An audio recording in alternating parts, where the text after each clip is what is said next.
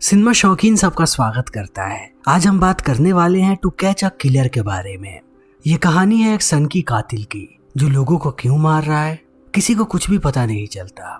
कहानी की शुरुआत होती है और हमारे सामने लॉस एंजलिस का दृश्य आता है और ये वक्त होता है न्यू ईयर का। हर जगह लोग सेलिब्रेट कर रहे हैं, हर जगह पटाखे छूट रहे हैं, सबके चेहरे पर सिर्फ और सिर्फ खुशियां हैं। तभी इन पटाखों की आवाजों के बीच हम गोली की आवाज सुनते हैं। कोई लोगों के सीधा सर में गोली मारता है। हर जगह गोलियां चलने लगती हैं, हर जगह लोग मरते हैं। तब यहाँ पर भगदड़ मच जाती है। जल्दी ये खबर पूरे शहर में फैल जाती है। तभी हम एलेनोर नाम की लड़की को देखते हैं जो एक सिक्योरिटी पुलिस ऑफिसर है। उसे पता लगता है कि एक बार का मालिक एक औरत को परेशान कर रहा है। तब वो अंदर जाती है उन्हें रोकने के लिए। ये रोज का काम है। ये बार का मालिक रोज ही लोगों को परेशान करते रहता है। लेकिन अब वो उसे कुछ कहती उससे पहले रेडियो पर उसे खबर मिलती है कि शहर में बहुत जगह पे लोगों को मारा गया है। अब तक 25 लोगों को किसी ने मार दिया है। वो एक स्नाइपर है जिसने सारे लोगों के भेजे में गोली मारी है। तब एलेनोर अपनी गाड़ी में बैठ करके जाती है उस जगह पे। वो एक बिल्डिंग के अंदर दाखिल होती है जहाँ पर एक 18 साल के लड़के को मारा गया है। उसकी माँ वहाँ पर रो रही होती है। अंदर जाते ही एलेनोर यहाँ की सारी बत्तियां बंद कर देती है और उस औरत को कहती है कि आप अपने बाकी बच्चों के पास जाओ, उनकी सुरक्षा इस वक्त ज्यादा जरूरी है। तभी यहाँ पर बाकी टीम चली आती है। वो थर्मल लेजर से देखने लगते हैं कि आखिर ये गोली चली कहाँ से है। जहाँ जहाँ भी लोग मरे हैं वो लोग हर जगह पे थर्मल लेजर लगाते हैं और उन्हें एक ही लोकेशन के बारे में पता लगती है। लेकिन जब तक ये लोग लोकेशन के पास जाते वहाँ पर एक बहुत ही बड़ा ब्लास्ट होता है। तब इस चीज को देखने के बाद एलेनोर भागती हुई बाहर आती है और जितने भी लोग इस बिल्डिंग से बाहर आते हैं वो सबकी वीडियो बनाने लगती है। मगर अब उसे कैसे भी ऊपर जाना है ताकि वो उस कातिल तक पहुंच सके। ये ब्लास्ट हुआ है 17वें मंजिल पे। ऊपर जाना बहुत मुश्किल है, फिर भी एलेनोर जाने लगती है। वो सीढ़ियों से चढ़ती हुई जाती है वीडियो बनाती हुई और एक वक्त के बाद वो पहुंच जाती है 17वीं मंजिल पे। वहां जाने के बाद वो देखती है कि ब्लास्ट के बाद हर तरफ गैस फैला हुआ है और ये गैस बहुत ही खतरनाक है। एलेनोर के पास मास्क भी नहीं है। धीरे धीरे उसका दम घुटने लगता है। तब वो आगे बढ़ती है ताकि वो खुली हवा में सांस ले सके। लेकिन एक वक्त के बाद वो नीचे गिर जाती है बेहोश होकर के। तभी यहाँ पर पुलिस वाले आ जाते हैं। अंदर आते ही वो सबसे पहले एलेनोर को मास्क पहनाते हैं। तब ये सारे लोग बात करने लगते हैं कि इस फ्लैट का मालिक यहाँ पर नहीं रहता है। वो हमेशा इस जगह को किराए पर देते रहता है। लेकिन वो कातिल यहाँ पर बिना परमिशन के आया था। वो एक स्किलफुल स्नाइपर है। उसने बड़े ही आसानी से 25 लोगों को मार दिया और जब वो यहाँ से जा रहा था तब जानबूझ के उसने यहाँ पर बॉम्ब लगाया ताकि सारे के सारे सबूत खत्म हो जाए और उसने सच में सबूतों को खत्म कर दिया है। इतने कहने के बाद सारे लोग यहाँ से जाने लगते हैं। तभी पुलिस चीफ डांटता है एलेनोर को कि उसे ऑर्डर का इंतजार करना चाहिए था। अकेले ऊपर आना बहुत ही खतरनाक साबित हो सकता था। अब ये सारे लोग चले आते हैं वापस। ऑफिस आते ही पुलिस चीफ सबको बताता है कि हम इस केस को FBI के साथ मिलकर के सोल्व करने वाले हैं। वो सबको इंट्रोड्यूस करवाता है लेमार्क से जो एक FBI ऑफिसर है। लेमार्क सबको कहता है कि हमारा पाला एक बहुत ही शातिर क्रिमिनल से पड़ा है। वो कोई आतंकवादी नहीं है, वो हम लोगों के बीच ही रहने वाला कोई इंसान है, लेकिन वो बहुत ही ज्यादा चालाक है और उसने इस बात को साबित किया है वहाँ पर बॉम्ब लगा करके। हमारे पास उसके खिलाफ एक भी सबूत नहीं है। हम बिल्कुल नहीं जानते कि वो कौन है, इसीलिए हम सबको अपने आंख और कान को खोल करके रखना है, तभी हम उसे पकड़ पाएंगे। वो इसी शहर में है। उन सारे लोगों को मारने के लिए उसने बहुत ही खतरनाक बंदूक का इस्तेमाल किया है, इसीलिए सबसे पहले हमें उसके बंदूक के बारे में पता लगाना है, तब हम उसके पास पहुंचेंगे। मुझे भरोसा है कि बहुत ही जल्द हम उसे पकड़ने वाले हैं। तब इन बातों को सुनने के बाद सारे लोग तालियां बजाते हैं और हम एलेनोर को देखते हैं जो सबको कॉफी पिला रही है क्योंकि वो एक लो लेवल ऑफिसर है। वो सबको कॉफी देने के बाद किचन में अंदर जाती है। तभी उसका साथी कहता है कि मुझे लगता है कि ये कोई इंटरनेशनल क्रिमिनल है जो यहाँ पर किसी बड़े आदमी को मारने आया है। तब एलेनोर कहती है कि नहीं, ये बस एक सनकी आदमी है जिसे लोगों को मारने में मजा आता है। वो जब लोगों को खुश देखता है तब उन पर गोलियां चलाता है। तब इन बातों को लेमार्क सुन लेता है और उसे ये थ्योरी बहुत ही इंटरेस्टिंग लगती है। तब वो एलेनोर को कहता है कि क्या तुम और डिस्क्राइब कर सकती हो। तब एलेनोर कहती है कि इस आदमी को लोगों को मारने में मजा आता है और कहीं यही चीज उसे शांति भी देती है, वरना कोई एक बार में 25 लोगों को नहीं मार सकता। एक के बाद एक लोगों को मारना ये बहुत ही बड़ी बात है। ये काम कोई सनकी ही कर सकता है जिसे सबसे ज्यादा इसी काम में मजा आता हो। ये काम उसके लिए खाने की तरह है। उसने तब तक लोगों को मारा जब तक उसका पेट नहीं भरा। जब उसका पेट भर गया तब वो वहां से चला गया, लेकिन उसे दोबारा भूख लगेगी और वो फिर से लोगों को मारेगा। तब इन बातों को सुनने के बाद लेमार्क बहुत प्रभावित होता है और वो एलेनोर से उसका नाम पूछता है। तभी एलेनोर आती है अपने घर पे और यहाँ आने के बाद वो स्विमिंग करती है ताकि दिन में जितनी भी चीजें हुई हैं वो चीजें उसके दिमाग से थोड़े वक्त के लिए चली जाए और जा करके सो जाती है। तब सुबह सुबह उसे पुलिस चीफ का कॉल आता है जो उसे बताता है कि लेमार्क तुमसे मिलना चाहता है। तब एलेनोर यहाँ से निकल जाती है। वो पहुंचती है एक कैफे में। तब वो देखती है कि लेमार्क अपने सीनियर से बात कर रहा है। लेमार्क अपने सीनियर को कहता है कि हमें मीडिया वालों को रोकना पड़ेगा कि वो इस खबर को ज्यादा दूर तक ना फैलाएं, और उसके साथ साथ हमें पब्लिक गैदरिंग्स को भी रोक देना चाहिए, तभी हम लोगों को बचा पाएंगे, क्योंकि मुझे लगता है कि वो कातिल दोबारा लोगों को मारेगा। तब इस बात को सुनने के बाद उसका सीनियर कहता है कि हम ऐसा नहीं कर सकते। अगर हमने ऐसा किया तब लोगों के बीच और भी ज्यादा पैनिक क्रिएट हो जाएगा। तुम अपना काम करो, बस जितनी जल्दी हो सके उस कातिल को पकड़ो, हम दूसरा कुछ भी नहीं कर रहे। इतना कहने के बाद वो ऑफिसर यहाँ से चला जाता है। तब एलेनोर आती है लेमार्क के पास। लेमार्क एलेनोर को कहता है कि तुम बहुत ही समझदार हो, मैं चाहता हूँ कि तुम मेरे साथ काम करो एक स्पेशल एजेंट के रूप में। तब इस बात को सुनने के बाद एलेनोर चौंक जाती है, क्योंकि बस वो एक छोटी सी ऑफिसर है। तब लेमार्क उसे समझाता है कि तुम जैसे लोगों की ही जरूरत है, क्योंकि तुम उस कातिल के माइंडसेट को समझती हो। अगर तुम इस केस पर रही तब हम उससे एक कदम आगे चलेंगे। इतना कहने के बाद लेमार्क यहाँ पर मैकेंजी नाम के आदमी को बुलाता है और कहता है कि सिर्फ मैं तुम दोनों पर ही भरोसा करता हूँ। तुम लोगों को कैसे भी इस केस को जितना जल्दी हो सके सोल्व करना है। ये बहुत ही बड़ी अपॉर्चुनिटी है, इसे खराब मत करना। इतना कहने के बाद ये तीनों पहुंचते हैं वापस ऑफिस और बात करने लगते हैं कि आखिर ये लोग कातिल तक कैसे पहुंच सकते हैं। सबसे पहले ये लोग सारे सीसीटीवी फुटेजेस को देखते हैं कि आखिर उसमें क्या है, लेकिन उन्हें यहाँ पर कुछ भी नहीं मिलता। ये लोग कुछ भी कर रहे होते हैं। तब एलेनोर सारी चीजों के नोट्स बनाती है। तब ये लोग एक एक करके सारे के सारे ऑफिसर्स को अंदर बुलाते हैं, जो बताएं कि उन्हें क्या लगता है और अब तक उनके इन्वेस्टिगेशन में क्या आया है। तब सारे लोग अपने अपने रिसर्च को यहाँ पर रखते हैं। एक ऑफिसर कहता है कि जाते समय उसने वहाँ पर एक ग्रेनेड छोड़ा था जिससे ब्लास्ट हुआ है। एक ऑफिसर बताता है कि जिस बंदूक से उसने गोली चलाई है वो बंदूक बहुत ही पुरानी है, इसीलिए किसी भी डेटाबेस में उस बंदूक की कोई भी जानकारी नहीं होगी। तब ये लोग जाते हैं मुर्जा घर में ताकि ये लोग सारे के सारे लाशों को देख सके। लाशों को देखने के बाद इन्हें पता लगता है कि कातिल ने ज्यादातर लोगों के सर में गोली मारी है और कुछ लोगों के छाती में, उसके साथ साथ कुछ लोगों के गले में। वो जहां लोगों को मारना चाहता था उसने वहीं पर गोली मारी है ताकि एक ही झटके में उनकी मौत हो जाए, उन्हें ज्यादा तड़पना ना पड़े। यह कातिल बहुत ही प्रोफेशनल है और यहाँ पर कोई भी पैटर्न नहीं है। उसने हर एक उम्र के लोगों को मारा है। लेकिन इन सारी चीजों को देखने के बाद ये लोग इस बात को समझ जाते हैं कि कातिल एक मर्द है, ना कि औरत। तभी लेमार्क के पास कॉल आता है कि उन्हें कातिल मिल गया है। तभी ये लोग जाते हैं उस जगह पर। वहां जाने के बाद लेमार्क की मुलाकात होती है फ्रैंक से। फ्रैंक कहता है कि हमें कातिल मिल गया है।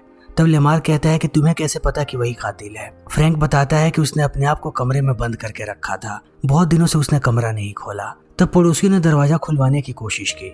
उसने पड़ोसियों को धमकी दिया। जैसे ही पुलिस वाले दरवाजे पे गए उसने पुलिस वालों को भी कहा कि वो उन्हें मार देगा। मुझे लगता है कि ये वही आदमी है। उन लोगों को मारने के बाद ये सन की और भी पागल हो गया है। तब लेमार्क कहता है कि क्या उसके पास कोई बंदूक है। तब फ्रैंक कहता है कि पता नहीं। लेमार्क कहता है कि पहले इस चीज को पता करो, वो बस एक टीनेजर लड़का है जो डरा हुआ है। लेकिन फ्रैंक कहता है लेमार्क को कि वो उसे उसका काम ना सिखाए। वो अपने एजेंट्स को कहता है कि वो दरवाजा तोड़ करके अंदर जाए। एजेंट्स ऐसा ही करते हैं। वो जैसे ही दरवाजा तोड़ करके अंदर जाते हैं वो लड़का डर के मारे खिड़की से नीचे कूद जाता है और उसकी मौत हो जाती है। तब लेमार्क फ्रैंक से पूछता है कि क्या उस लड़के के पास कोई हथियार था। तब फ्रैंक कहता है कि नहीं।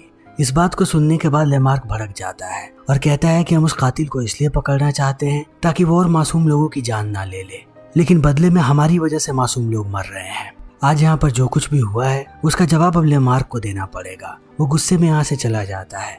तब मैकेंजी लेमार्क को बताता है कि हमें 3 पेंटर्स के बारे में पता लगा है जिन लोगों ने उस अपार्टमेंट को पेंट किया था।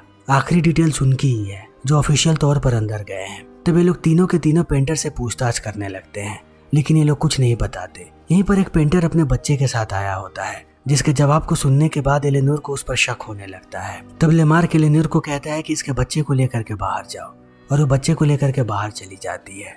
तब लेमार्क उससे पूछताछ करता है। इसी बीच एलेनोर के हाथ तस्वीर लगती है उस अपार्टमेंट की। वो उन्हें बड़े ही ध्यान से देखने लगती है। तभी उसे उस आदमी का सैनिटेशन रिपोर्ट मिलता है, क्योंकि उस अपार्टमेंट के टॉयलेट के सैंपल लिए थे इन लोगों ने। लेकिन ये सैंपल एलेनोर के लिए नहीं है। इस सैंपल को पहुंचाना है लेमार्क के पास, मगर एलेनोर घंटों इस सैंपल को देखती रहती है। तभी यहाँ पर लेमार्क आ जाता है। तब एलेनोर उसे बताती है कि इस आदमी को आयरन डिफिशियंसी है और कहीं ना कहीं मीट और प्रोटीन की भी। इस बात को सुनने के बाद लेमार्क रिपोर्ट ले लेता है और कहता है कि तुम शायद इसकी एक्सपर्ट नहीं हो। इतने कहने के बाद वो अपने ऑफिस में चला जाता है। इस बीच जब ऑफिस के बाद एलेनोर घर जा रही होती है, तभी लेमार्क अपनी गाड़ी को रोकता है उसके पास और उससे माफी मांगता है दिन के लिए। वो उसे डिनर पे इनवाइट करता है। तब एलेनोर घर चली जाती है। घर जाने के बाद लेमार्क अपने पति से मिलवाता है एलेनोर को। ये लोग साथ डिनर करते हैं, लेकिन डिनर के बाद लेमार्क एलेनोर से पूछता है उसके लाइफ के बारे में। तब एलेनोर बताती है कि इस शहर में आने से पहले वो बहुत ही बुरी तरीके से डिप्रेशन में चली गई थी। एक थेरेपिस्ट ने उसका इलाज किया, उसकी हालत बहुत ही खराब थी। जो हालत अभी इस कातिल की है, एलेनोर की हालत बिल्कुल वैसी ही थी। वो अपने आप को चोट पहुंचाती थी, लेकिन अपना इलाज करवाने के बाद वो इस शहर में आ गई अपने आप से बचने के लिए। तब इन बातों को सुनने के बाद लेमार्क उसे समझाता है और कहता है कि तुम्हें कैसे भी इस केस को सोल्व करना है, तुम कमजोर नहीं पड़ सकती। तब यहाँ से वापस जाने के बाद एलेनोर दोबारा स्विमिंग करती है और अगले दिन हमारे सामने आता है शॉपिंग मॉल का दृश्य। एक कस्टमर आकर के कंप्लेन करता है कि बाथरूम से उसकी शर्ट गायब हो गई। तब कुछ गार्ड्स जाते हैं बाथरूम के अंदर हम एक आदमी को देखते हैं जो अपने कपड़े बदल रहा है, लेकिन गार्ड्स को अंदर कोई भी नहीं मिलता। तभी हम उस आदमी को देखते हैं जो बाहर आता है और टेबल पे पड़ा हुआ खाना खाने लगता है। तभी गार्ड्स उसे पकड़ लेते हैं, लेकिन वो उसे अरेस्ट करते उससे पहले वो गोली चला देता है। इसी बीच हम एलेनोर को देखते हैं जो जाती है एक बंदूकों के दुकान पे। यहाँ पर पुराने हथियार खरीदे और बेचे जाते हैं, लेकिन वो इस आदमी से कुछ पूछती उससे पहले उसे पता लगता है शॉपिंग सेंटर के बारे में। तब वो जाती है वहाँ जाने के बाद वो देखती है कि हर तरफ सिर्फ और सिर्फ लाशें हैं। तभी यहाँ पर लेमार्क भी आ जाता है। ये लोग पहुंच जाते हैं सर्विलेंस रूम में। वहाँ जाने के बाद जब ये लोग फुटेजेस को देखते हैं तब एलेनोर को समझ में आता है कि ये आदमी सिर्फ यहाँ पर कपड़े बदलने आया था और खाना खाने। वो जिस खाने को खा रहा होता है उसे देखने के बाद एलेनोर समझ जाती है कि ये आदमी वेजिटेरियन है और उसके साथ साथ इन्हें बाकी जानकारियां भी पता लगती है कि इस आदमी की उम्र है तकरीबन 35 साल। ये लंबा है और गोरा है। बाथरूम के बाहर के कैमरे को देखने के बाद उन्हें पता लगता है कि उस कातिल ने अपने शर्ट को डाला था डस्टबिन में और बाहर जाते समय उसने यहाँ पर बहुत सारे लोगों को मारा। उसने बहुत सारे ग्रेनेड्स छोड़े थे जिनसे बहुत सारे पुलिस वालों की मौत हुई। अब इनका एक ही टारगेट है कि ये लोग शर्ट को ढूंढे। अगर इन्हें शर्ट मिल गया तब उनके पास डीएनए सैंपल भी आ जाएगा, लेकिन डस्टबिन को लोगों ने कचरे में फेंक दिया है। तब पुलिस वाले सारे के सारे कचरे को खंगालने लगते हैं। इसी बीच हम लेमार्क को देखते हैं जो मीडिया वालों को ये फुटेजेस देना चाहता है, लेकिन उसके डिपार्टमेंट वाले मना करते हैं कि अगर ये खबर बाहर आई तो कियोस फैल सकता है। लेकिन लेमार्क कहता है कि कैसे भी इस खबर को बाहर लाना है ताकि लोग हमारी मदद कर सके उस कातिल तक पहुंचने में। तभी हम एलेनोर को देखते हैं जिसे फुटेजेस देखने के बाद पता लगता है कि उस कातिल के जूते पर पेंट के निशान है। वो जैसे ही पेंट को देखती है उसे उस पेंटर की याद आती है जिसे इन लोगों ने इंट्रोगेट किया था। तब वो दोबारा उसके फाइल को देखने लगती है। इसी बीच इनके पास उसके डीएनए का रिपोर्ट आ जाता है। तब इन्हें पता लगता है कि उस कातिल के सर में कोई बहुत ही बड़ा ट्रॉमा है।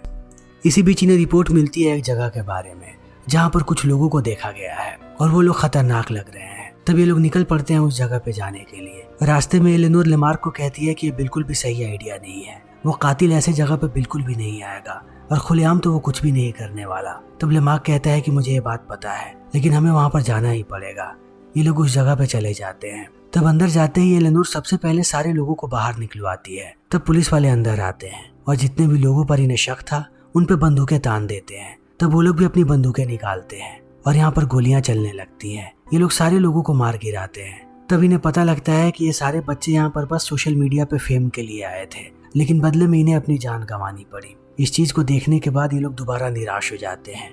जल्दी यहाँ पर FBI की बैठक बैठती है। FBI लेमार्क और एलेनोर दोनों को केस से हटा देते हैं। उनके पास एलेनोर की पूरी फाइल है कि पहले उसकी मेंटल हालत क्या थी। अभी भी वो मेंटली डिस्टर्ब रहती है और FBI कभी भी ऐसे लोगों को अलाउ नहीं करते अपनी टीम में काम करने के लिए। इन दोनों को केस से निकाल दिया जाता है। तब वापस जाकर के ये लोग शराब पीने लगते हैं। लेमार्क बहुत ही ज्यादा दुखी है। तब उसका पति उसे संभालने के लिए आता है और एलेनोर भी घर चली जाती है। अब वो बहुत ही ज्यादा दुखी है। वो दोबारा सोचने लगती है अपनी जान लेने के बारे में, लेकिन वो जैसे ही बाथरूम के टब में लेटती है वो अपने सीलिंग को देखती है और सीलिंग देखने के बाद उसे कुछ याद आता है। तब वो जाती है उस पेंटर के पास जिसका नाम है रामसी, और रामसी को कहती है कि मुझे पूरी की पूरी सच्चाई बताओ। मुझे पता है कि जब तुम्हें काम मिला था तुमने बीच में किसी और वर्कर को वो काम दिया था और चाबी भी दे दी थी वहाँ की। तब रामसी मना करता है, लेकिन उसकी पत्नी चिल्लाते हुए बाहर आती है और कहती है कि इन्हें सच्चाई बता दो। तभी एलेनोर यहाँ पर लेमार्क को भी बुला लेती है और रामसी इन्हें सारी बातें बताना शुरू करता है कि 2 साल पहले उसे पेंट का काम मिला था। उसे मजदूरों की जरूरत थी। तब वो एक इलीगल वेबसाइट पे गया जहाँ पर मजदूर बहुत ही सस्ते दाम में मिल जाते हैं और वहीं से उसे वो आदमी मिला। वो शांत रहता है, वो लंबा है, वो मीट नहीं खाता। जब मैंने पूछा कि वो मीट क्यों नहीं खाता तब मुझे पता लगा कि पहले वो कसाई खाने में काम करता था डाउनटाउन में। तब से उसे मीट से नफरत हो गई। मैं अब तक इसलिए कुछ नहीं बता रहा था क्योंकि मुझे डर था वह कातिल मेरे परिवार को भी चोट ना पहुंचाए। तब ये लोग यहाँ पर एक स्केच आर्टिस्ट को बुलवाते हैं और वो तस्वीर बनाता है उस आदमी की। फिर ये लोग इस तस्वीर को लेते हैं और हर एक कसाई खाने में जाने लगते हैं। तब इनकी मुलाकात होती है रुमोना नाम के औरत से, जिसने इस आदमी के साथ 1998 में काम किया था। वो बताती है कि इस आदमी का नाम डीन है और उसके साथ साथ और भी जानकारियां देती है। तब ये लोग पहुंचते हैं डीन के घर पे। वहां जाते ही एलेनोर कहती है कि हमें बैकअप बुला लेना चाहिए, लेकिन लेमार्क कहता है कि नहीं, अगर इस बार भी हम गलत हुए तब हमारी मुसीबत हमेशा के लिए बढ़ सकती है, इसीलिए हम तब तक बैकअप नहीं बुलाएंगे जब तक हम श्योर ना हो जाएं। तभी यहाँ पर डीन की माँ आ जाती है। तब लेमार्क उससे पूछताछ करने लगता है। यहाँ पर इन्हें पता लगता है कि डीन के पिता एक शूटिंग ट्रेनर थे। डीन की माँ कहती है कि डीन यहाँ पर बहुत समय से नहीं आया, लेकिन वो झूठ बोल रही होती है। वो डीन की पूरी कहानी इन्हें बताती है। डीन जब छोटा था तब वो अपने पिता के साथ बाहर जाता था शूटिंग प्रैक्टिस के लिए। इसी बीच गलती से एक गोली उसके सर में लग गई और जब तक वो ठीक हुआ तब तक वो पूरे तरीके से बदल चुका था। वो सूरज की रोशनी में नहीं जाता था। उसे तेज आवाजों से दिक्कत है, जब भी कोई चिल्लाता है तब भी उसे दिक्कत है, और वो ऐसा बनता चला गया। तब मेरे पति ने उसे आर्मी में भेजने की कोशिश की, लेकिन आर्मी वालों ने भी उसे रिजेक्ट कर दिया उसके मेंटल डिसऑर्डर को देख करके। तब वो और भी पागल होने लगा। इतना कहने के बाद वो इन दोनों से कहती है कि मेरे बच्चे को बचा लो, तुम लोग उसकी मदद कर सकते हो। तभी डीन गोली चला देता है लेमार्क पे। लेमार्क नीचे गिर जाता है। तब डीन की माँ एलेनोर को कहती है कि बिल्कुल मत हिलना, अगर तुम हिली तो वो तुम्हें भी गोली मार देगा। फिर वो धीरे धीरे एलेनोर के पास आती है और उसका फोन और उसका बंदूक लेकर के बाहर जाती है। डीन सामने वाले घर में है। उसके सामने ही वो बंदूक और फोन को फेंक देती है और समझाती है कि अब सब कुछ ठीक हो चुका है, लेकिन मैं चाहती हूँ कि तुम इनके साथ जाओ। ये लोग तुम्हें स्पेशल प्रिजन में भेजेंगे जहाँ तुम ठीक हो सकते हो, अपनी मुश्किलों को खत्म कर लो। तब इन बातों को सुनने के बाद डीन अपनी माँ को भी गोली मार देता है और आता है एलेनोर के पास। तब एलेनोर उसे समझाने की कोशिश करती है, लेकिन डीन बहुत ही चालाक है। वो एलेनोर के झांसे में नहीं आने वाला। वो उसे कहता है कि इंसान बहुत ही बदतर हो चुके हैं, उन्हें कोई भी काम शांति से करना नहीं आता। छोटी से छोटी चीज हो तो वो शोरगुल मचाने लगते हैं। उन्हें हर वक्त हल्ला मचाना है। उनके लिए सेलिब्रेशन का मतलब ही है हल्ला मचाना। वो स्वाद के लिए सिर्फ मीट खाना पसंद करते हैं। मुझे इन सारी चीजों से नफरत है। मैं इस दुनिया में अब नहीं रहना चाहता। मैं जैसे ही अपनी माँ के गोद में जाकर के सोऊं, तुम मेरे भेजे में गोली मार देना ताकि मुझे शांति की मौत मिल सके। तभी यहाँ पर पुलिस वाले आ जाते हैं। तब इस चीज को देखने के बाद डीन गुस्सा हो जाता है। उसे लगता है कि एलेनोर ने यहाँ पर पुलिस वालों को बुलाया है। वो उसे खींच के ले जाता है नीचे बेसमेंट में। तब एलेनोर ने कहती है कि तुम्हारी गोली की आवाज सुनकर के यहाँ पर पुलिस वाले आए हैं, मैंने किसी को भी नहीं बुलाया। लेकिन अब डीन उसकी बात नहीं सुनता। वो एक एक करके सारे पुलिस वालों को मारने लगता है। तब यहाँ पर और भी ज्यादा पुलिस वाले आ जाते हैं। तब डीन 2 बड़े बड़े बॉम्ब्स को निकालता है ताकि वो इस पूरे जगह को उड़ा दे और पीछे से भाग जाए। तब एलेनोर उसे समझाती है और कहती है कि तुम्हारी तरह मुझे भी दुनिया से नफरत हो गई थी, लेकिन तुम ठीक हो सकते हो। इतना कहने के बाद ये दोनों लड़ने लगते हैं, लेकिन डीन नहीं मानता। वो ऊपर के पूरे जगह को उड़ा करके यहाँ से भाग जाता है, मगर एलेनोर अभी भी जिंदा है। वो पीछे के दरवाजे से ऊपर आती है पुलिस वालों के पास और सबको बताती है कि डीन कहाँ भागा है। तब पुलिस वाले उसका पीछा करने लगते हैं। थोड़ी देर के बाद सारे लोग उसे घेर लेते हैं। तब वो अपनी बंदूक उठाता है इन पे गोली चलाने के लिए, लेकिन वो किसी को मारता उससे पहले पुलिस वाले उसे मार गिराते हैं। तभी हमें पता लगता है कि लेमार्क की भी मृत्यु हो चुकी है। देखते ही देखते पूरे शहर में खबर फैल जाती है कि वो कातिल मारा गया। तब FBI वाले बात करते हैं एलेनोर से। एलेनोर सारी बातें बताती है कि लेमार्क ने कितना अच्छा काम किया था, उसे ब्रेवरी अवार्ड मिलना चाहिए और जितने भी उसके राइट्स हैं सबको उसके पति के नाम पर ट्रांसफर करना पड़ेगा। तब ये लोग मान जाते हैं और अब एलेनोर भी स्पेशल एजेंट के रूप में काम करेगी। इसी के साथ ये फिल्म यहीं पर खत्म हो जाती है। तो दोस्तों, हमारी आज की ये वीडियो यहीं पर खत्म होती है। अगर आपको हमारी ये वीडियो पसंद आई हो तो इसे लाइक करें, शेयर करें और चैनल को सब्सक्राइब करें। Thank you.